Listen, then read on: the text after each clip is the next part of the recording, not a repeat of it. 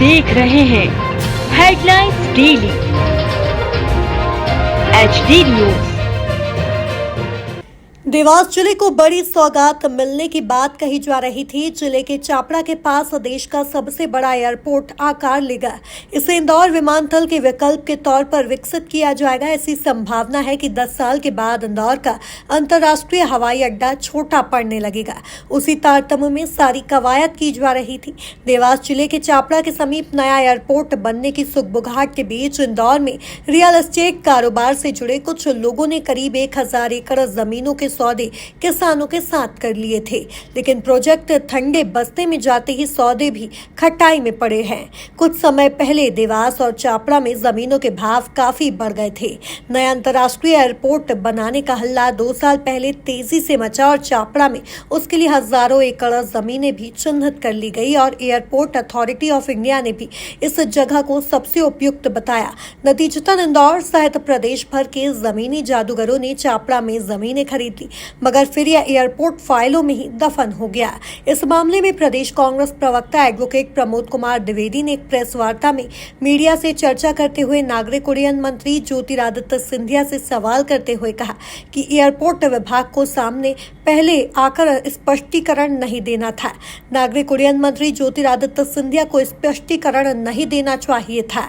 उड्डयन विभाग देता, परंतु अधिकारियों ने खेल किया।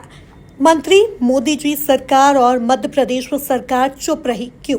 देवास, इंदौर, विदिशा, खंडवा के भाजपा सांसद चुप क्यों रहे? ज्योतिरादित्य सिंधिया जब से उड्डयन मंत्री बने हैं, इंदौर में एयरपोर्ट विभाग बड़े बड़े कारनामे अंजाम दे रहा है। एयरपोर्ट फनल क्षेत्र चिन्हित होते हैं, इंदौर का भी चिन्हित किया हुआ है। यह फनल क्षेत्र 1976 का मास्टर प्लान है, उसमें अभी बदलाव नहीं, परंतु बड़ी बड़ी होटलें, मल्टी तथा 32 मीटर से ऊपर के निर्माण को NOC दी जा रही है। एयरपोर्ट की जमीनों पर कब्जा किया हुआ है, पर अफसरों ने भाजपा सरकार के कारण कब्जाधारियों को संरक्षण प्रदान किया है। अवैध मोबाइल टावर पर मेहरबानी की हुई है। द्विवेदी ने सवाल उठाया कि चापड़ा के पास देश का सबसे बड़ा एयरपोर्ट बनाने को लेकर आखिरकार कैसे सरकारी योजना नाम पर ठगी की गई? संपूर्ण मामले की जांच नहीं हुई। मतलब मोदी जी की सरकार भ्रष्टाचार, ठगी, अवैध निर्माण, अवैध कॉलोनियों को संरक्षण, सरकारी भूमि पर, वो भी एयरपोर्ट की भूमि पर, वो संरक्षण, यह किस प्रकार की गारंटी है? अंतर्राष्ट्रीय एयरपोर्ट की संभावनाओं को देखते हुए बताया गया है कि ज़मीनें और नहीं मिल रही हैं। ऐसी परिस्थितियों में बाले बाले देवास के पास चापड़ा में एयरपोर्ट बनेगा, इस प्रकार की खबरें प्रसारित की गई। बागली के पास स्थित चापड़ा गांव 2300 से अधिक एकड़ की ज़मीनों को चिन्हित कर लिया गया।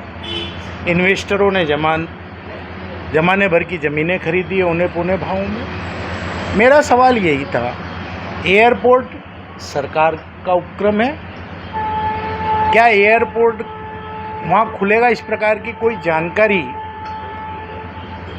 नागरिक उड्डयन मंत्रालय से जारी हुई थी? क्या उसने गजट नोटिफिकेशन किया था? क्या उसने मिट्टी का परीक्षण किया? क्या उसने वातावरण को देख करके अवलोकित किया कि हाँ यहाँ पर खुल सकता है? फिर प्रशासनिक तौर पर ये किसने विज्ञप्तियाँ जारी की, किसने ज़मीनों की खोज की और लोगों को ठगा? जब वहाँ एयरपोर्ट बनना ही नहीं था तो वहाँ के सांसद, वहाँ पर 4 लोकसभा लगती है, इंदौर, देवास, विदिशा और भोपाल, खंडवा, इन 5 लोकसभा क्षेत्र के सांसद बीजेपी के थे। नागरिक उड्डयन मंत्री ज्योतिरादित्य सिंधिया का सीधे सीधे इंदौर से रिश्ता है, तो मध्य प्रदेश की सरकार भी चुप रही। अघोषित रूप से अधिकारियों ने ये पूरा खेल किया। मेरा सीधे सीधे आरोप है ज्योतिरादित्य सिंधिया पर और केंद्रीय मंत्री पर, साथ ही साथ मोदी जी और मोदी जी की सरकार पर, भाजपा की सरकार पर, कि उन्होंने एक प्रकार से इन्वेस्टरों के साथ धोखाधड़ी की, किसानों के साथ धोखाधड़ी की, आम जनता के विश्वास के साथ धोखाधड़ी की, और ये पांचों के पांचों सांसद मूक दर्शक बने रहे। इस प्रकार से इनकी भी सहभागिता परिलक्षित होती है अदृश्य रूप से।